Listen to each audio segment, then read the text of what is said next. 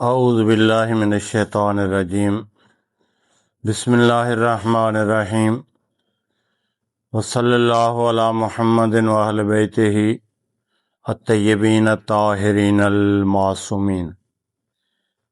معاشرتی اور شرعی مسائل میں سے ایک اہم مسئلہ جو معاشرے میں بہت زیادہ مبتلا ہے اور پوچھا جاتا ہے اور جس کے ساتھ واسطہ ہوتا ہے بہت سے لوگوں کا، بلکہ ہر انسان کا اس کے ساتھ واسطہ ہوتا ہے اور ہر بندہ اس مسئلے میں مبتلا ہے، وہ ہے میراث کا مسئلہ۔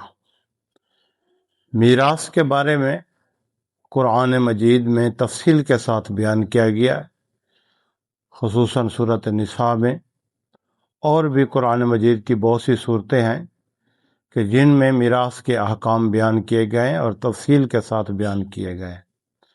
شاید کہ قرآن مجید میں کوئی حکم شرعی اتنی تفصیل کے ساتھ بیان کیا گیا ہو جتنا میراث کے مسائل کو تفصیل کے ساتھ بیان کیا گیا ہے۔ اس کی وجہ یہ ہے کہ ہر بندہ اس کے ساتھ مربوط ہے اور ہر بندہ اس مسئلے میں مبتلا ہے اور ہر بندے کا اس مسئلے کے ساتھ واسطہ ہوتا ہے۔ اسی طرح روایات معصومین علیہم السلام میں میراث کے بارے میں تفصیل موجود ہے۔ کتب حدیث میں میراث کے بارے میں روایات اور فقہ کی کتابوں میں تو باقاعدہ طور پہ ایک طویل بحث بیان کی گئی ہے، فقہا نے بیان کی ہے میراث کے بارے میں، اور اس سب کی وجہ یہ ہے کہ یہ ہر بندہ بالغ ہو نابالغ ہو، مرد ہو عورت ہو بچہ ہو، یعنی جو بھی انسان ہے اس کے ساتھ یہ مسئلہ مبتلا ہے اور وہ درپیش ہے، اس کو یہ مسئلہ ضروری ہے اس کے لیے یہ مسائل سیکھنا اور یا پوچھنا تاکہ اپنے معاملات جو میراث کے وہ حل کر سکے۔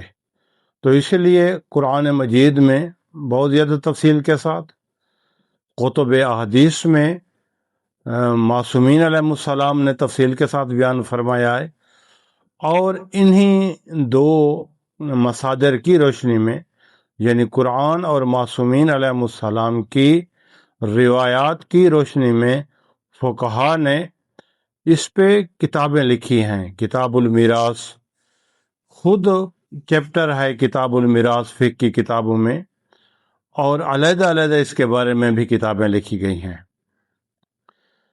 قرآن مجید میں میراث دو قسم کی ذکر ہوئی ہے، ایک میراث جس کو مالی میراث کہا جاتا ہے، اور دوسری میراث جس کو مانوی میراث کہا جاتا ہے۔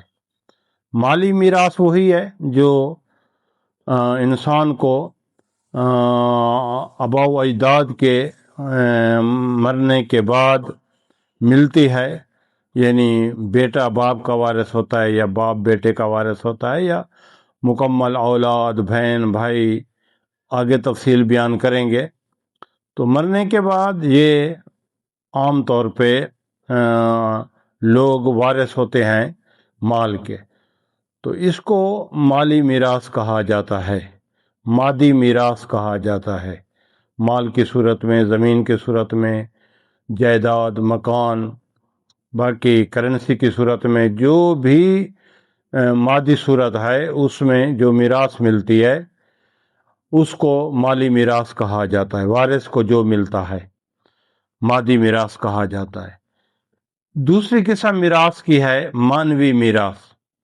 مانوی میراث سے مراد وہ خصوصیات ہیں، وہ صفات ہیں کہ جو باپ میں موجود ہوتی ہیں، دادا میں موجود ہوتی ہیں، اور اس سے منتقل ہوتی ہیں اس کی اولاد کی طرف۔ شجاعت ہے، سخاوت ہے، اسی طرح یعنی بہت سی صفات حمیدہ ہیں کہ جو منتقل ہوتی ہیں باپ یا دادا سے اس کی اولاد کی طرف۔ اسی طرح صفات رذیلہ بھی ہیں यानी बुरी सिफात वो भी मुंतकिल होती हैं बाप और दादा से औलाद की तरह।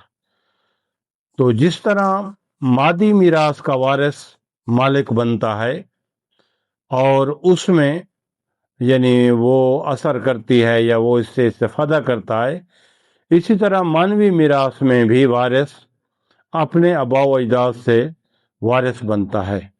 जिस तरह के वारिसा सुलेमान दाऊद के बारे में है, और इसी तरह और भी बहुत से मकामात पे है, जनाब ज़करिया के बारे में है और मकामात हैं। तो वहाँ पे यानी मीरास मानवी भी मौजूद है और मीरास मादी भी, दोनों मीरासों का वहाँ पे जिक्र किया गया है।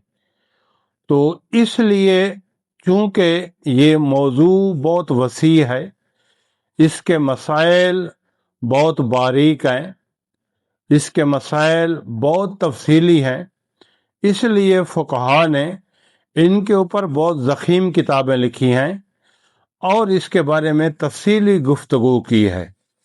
और हम भी कोशिश करेंगे आगे जाके इंशाअल्लाह कि इसके बारे में तफसील के साथ बयान करें, ताकि इंसान को जो मसाइल ज़रूरत हैं और जो दरपेश मसाइल हैं मीरास मादी के बारे में, उनको तफसील के साथ बयान किया जाए, ताकि इसके ज़रिए नाज़रीन और सामीन अपनी इस मुश्किल को हल कर सकें। वसल्लल्लाहु अला मुहम्मदिन व आलिहि ताहिरीन।